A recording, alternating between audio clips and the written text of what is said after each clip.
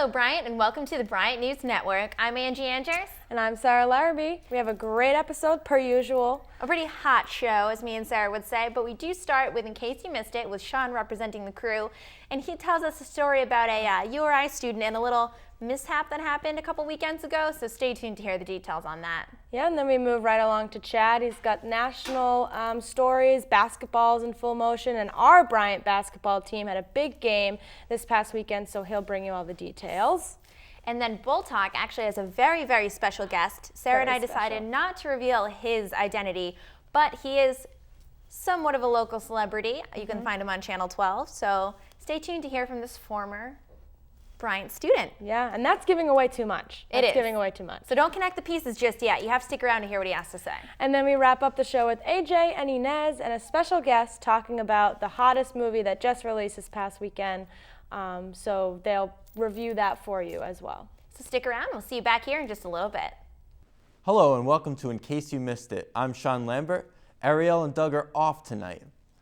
Well, in case you missed it, a woman who was trapped in between buildings in Providence was rescued during an hour-and-a-half operation. The woman, Courtney Malloy, was found in an 8-inch gap between buildings, heavily intoxicated. The fire department was worried that the woman was suffocated and tried multiple rescue strategies until eventually a firefighter managed to pull her out. Malloy stated afterwards that she had no clue how she became trapped. Meanwhile, West Warwick missed the deadline that the state set to reduce the town's deficit. The town needed to reduce spending in order to make payments for municipal pensions. The town council is reportedly not confident that a deal will ever be struck, and that eventually the state will need to step in to impose the necessary cuts. The state would likely suggest reducing pension benefits, freezing salaries, and increasing municipal taxes. Well, that's all for In Case You Missed It. Now over to Chad with sports. Thanks, Ariel and Sean. In a surprise move in the NBA, the Los Angeles Lakers hired Mike D'Antoni over Phil Jackson. Phil Jackson, who seemed like the favorite to win the job at the time, was stunned when he heard the news, and so was Mike D'Antoni. Sources say D'Antoni was hired for the job for a variety of reasons. Primarily, his offense was considered a better fit for the Lakers roster than Jackson's famous triangle offense. When Mike D'Antoni coaches his first game, which should be sometime soon, he's going to have to win immediately, and I believe he will. So when does everyone start trading in their Miami Marlins hats for the Toronto Blue Jays hats?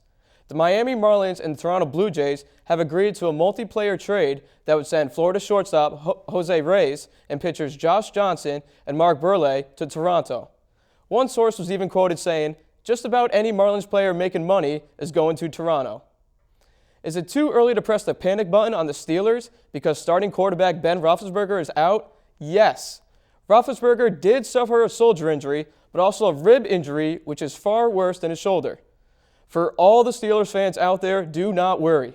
Hopefully for Steelers fans who will be back sometime soon, but remember, their defense is still one of the best in the league. I'll finish up with the Bryant's men's basketball team. Our Bulldogs opened up their season against the Indiana Hoosiers, who are the #1 team in the country. Yes, our Bulldogs lost, but let me say it again. It was against the #1 team in the country. For our Bulldogs to even face against the #1 team, it is an honor, and it was a great opportunity for them. During the game, I saw a lot of promise for the rest of the season for our Bulldogs. Now over to Bull Talk. Hello, Bulldogs, and welcome to Bull Talk. I'm Bailey Cornell. I'm Mario Molina Robles. And I'm Dana Rennick. Today on the show, we have our special guest, Todd Stewart. He is a recent graduate from Bryant University, and he is getting his master's in the new School of Communication here. So, Todd, thanks for being on the show. Thank you for having me. No problem. What have you been doing since graduation? Well, I graduated and I said, I need to get a job, I need to get a job, I need to get a job. That was really my mantra for after graduation. And I spent the entire summer looking for jobs. I had a couple interviews. I got an offer at a place down in Connecticut, but then I decided I don't want to work right away. I want to go back to school because I realized the importance of education. I realized right now in society, it's really important to further education and get a master's or what have you, keep going on. So I then decided to come back to Bryant, and here I am. The school can't get rid of me. Now, I heard you were doing the road show, and I'm not from Rhode Island. I'm from California, so I've never heard of a road show. So what do you do in the road show? Yeah, so the road show, it's a morning show on WPRI Fox Providence. And it is a show that encapsulates everything you want to know in the morning, from news to entertainment to cooking. There's a kitchen on the segment, so chefs come in and they whip up scallops or bacon wrapped fettuccine. I don't know what they wrap up. It's good stuff. And so what I'm involved in right now is called the Search for the Star, which there has been 100 contestants. The 100 get whittled down to 20, and then the 20 then get whittled down to 5. And now the 5 are the 5 finalists. And so basically you work there at the Fox station full time for about a month and a half. And on December 10th, they decide the winner, and then whoever the winner is, you get a 1-year contract to be the co-host of the show. So right now I am in the top 5. Oh, wow. Working for that one spot. Congratulations. Yeah, good luck. Thank you. That's awesome. And what led you to choose this type of profession? Well, to be honest, it started in high school, where I loved talking to people. I loved getting to know people. I loved presenting. I loved developing relationships. And from there, I decided, I want to continue that, whether it's public speaking or whether it's sales pitches or whether it's being in front of the camera or working in a production team. Whatever it is, you have to have good communication skills. So I realized the importance of that right there. And I took one production course sophomore year, and I loved it. I fell in love with it. And from there, as many courses as I could take, I got my hands on, as many projects I could take on, I got involved with. And I just would build my skills as much as I could on the camera, in front of the camera, and also behind the camera, just to get a 360 degrees of skills as much as you can, because that's important in this field, to be able to do things in front of the camera and also off the camera. It's a team player, it's a team sport. So you gotta be able to, contribute in all these different areas. Now, do you have any advice for anyone who may be looking to follow in your footsteps? Just be yourself. Whether you're in front of the camera or off the camera, just be yourself. Take a deep breath, enjoy everything, and try to learn as much as you can. Never go into a situation, at least this is what I've learned, is never go into a situation trying to be number one, be the top dog, trying to beat everybody. Just go in and try to gain as much as you can to make yourself better, because you're the only person that you're in control of. You can't control anybody else. Like, you can control everything in your life. And to just have that mentality, you'll go far. Well, thanks so much for being on the show today. Thanks for having me. That's all we have. Now we're going to throw it over to Sarah and Angie. Smile pretty. So Sarah, spring break, though it may not be right around the corner, it is planning time. And I know you've had some frustrations to do with spring break. Give me some tips. Some frustrations, if you don't book your spring break flights and hotel by Thanksgiving, which is right around the corner now, those prices are going to skyrocket. And even though it's 7 months away, or is it even 7 months away? More like 5, but that's okay. Okay, 5, I can't add. I'm a communication major, it's okay. So you need to get to a travel agent, you need to get your friends together, you need to decide on a location. And if you're going out of the country, passports, they take a long time to come in. So it's crunch time if you plan on celebrating spring break. You may feel far away, but it's really not. And I recommend that you go on spring break at least 1 year with your friends. I know it's super expensive, but my friends and I went when we were sophomores and had a great time. We haven't gone since. It's not clear if we're going to go this year, but at least I can say I did it once.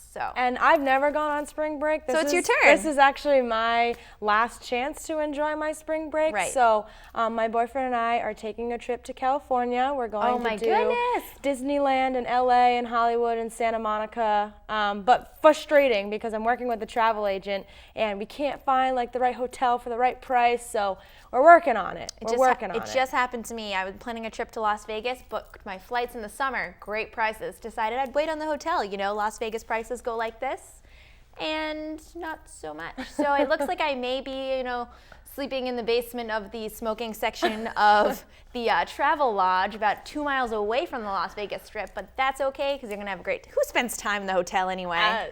That's an important factor too. So, let us know where you're going, good luck planning, and then as we move closer to spring break, we'll talk more about destinations and keep you updated on our progress, I guess. We will. We will. So we'll see you back here in just a little bit. We're going to head over to AJ and Inez. Thanks, Angie and Sarah, and welcome to Entertainment. I'm AJ. And I'm Inez. And today we're joined by our guest, Charlie, and the three of us are going to be discussing the new movie, Skyfall. Thanks for joining us today, Charlie. Thank you for having me, AJ. No problem. So, Inez, what did you think about Skyfall? I absolutely loved that movie. It's one of my favorite James Bond movies of all times. I thought Daniel Craig, who's the main actor and who plays James Bond, was just fantastic. He made James Bond a very relatable character, so it was a really good movie. What did you think? I also really liked it. I mean, the only James Bond movies that I've really seen are more of the newer ones, and I thought that this was a very modern and relatable James Bond movie, like you said. I also really liked the villain, who was played by Javier Bardem, Oscar winner. I felt like he was awesome. I loved his comedy. I loved his presence. And I think they made a big mistake by not putting him in as much as they could have. He didn't come in until an hour after the movie, and he was only in 2 major parts of it. But other than that, I felt like the second half was better than the first. I felt like it was intelligent action directed by Sam Mendes, who directed American Beauty and Revolutionary Road, who is an Oscar winner, proven that he can direct a screenplay. I felt like it was awesome. I agree with you that the director did a great job. He's one of the best directors I agree. of all times, definitely. But Javier Bardem, I thought, was a really good actor and did a great performance. But I thought his character was kind of too different from usual James Bond villains, so I wasn't a big fan of his part, I guess. So yeah. How about you, Charlie? What did you think of the movie? Well, I mean, as you guys know, I haven't seen any James Bond movies before this one. This is my first one. So I didn't really know any of the characters except James Bond, obviously. And I didn't know who played him before or anything, so I couldn't compare the actors. But for me, as a first-time viewer of James Bond, it was hard to get to know the characters and kind of understand them and relate to them. So, I mean, for example, when M was in trouble towards the end of the movie, it was hard for me to really understand what she was going through and to really kind of care. I mean, that kind of sounds kind of harsh, but I mean, I didn't really care about what was happening because I didn't really know her role in the previous movies, so I didn't really relate in that way. Yeah, I agree. I feel like they definitely should have developed the characters a little more for first-time viewers. Right. So on a 5-star scale, what would you give this movie, Charlie? I'd probably give it a 3 for average, just because of what I said. I mean, it's hard for me to rate it again because I'm not a fully invested viewer, so it's hard for me to make that call. I know personally I would probably give it a 4.5, a 4 out of 5. I would love to give it a 4.5 out of 5, but I think their biggest mistake is not what they did, it's what they didn't do. I feel like this movie could have been a lot better if they included Javier Bardem in it more, and I feel like the first half kind of dragged a little more compared to the second half. So it's a very enthusiastic 4 out of 5, but I wish I could give it 4.5, but I can't. Inez? I would give it a 4.5 out of 5 because I didn't care as much as you did about the villain, but I absolutely loved the opening credits. I thought Adele's song was beautiful, and the cinematography was excellent as well. Yep. It was a great, so well made. Yeah, definitely 4.5. Yeah, great movie. All right, that's all the time we have for today. Thanks for joining us today, Charlie. Thank you, AJ. And thanks for tuning in Entertainment. Back to you, Angie and Sarah. Thanks, AJ and Inez, and Skyfall. I'm going to go see it this weekend. That was a very convincing movie review. It was a convincing movie review, but I will probably not. Let's be totally honest here. Well, if you have a date night coming up, maybe you can take your significant other out to the movies and a dinner date. What a great idea. Typical date night. So that's all we have for you. Enjoy your upcoming weekend, the Thanksgiving holiday. We're going to take a little vacation, but we'll be back in a few weeks, bring you all new segments and stuff. Can't wait. Thanks so much for watching. Have a great one.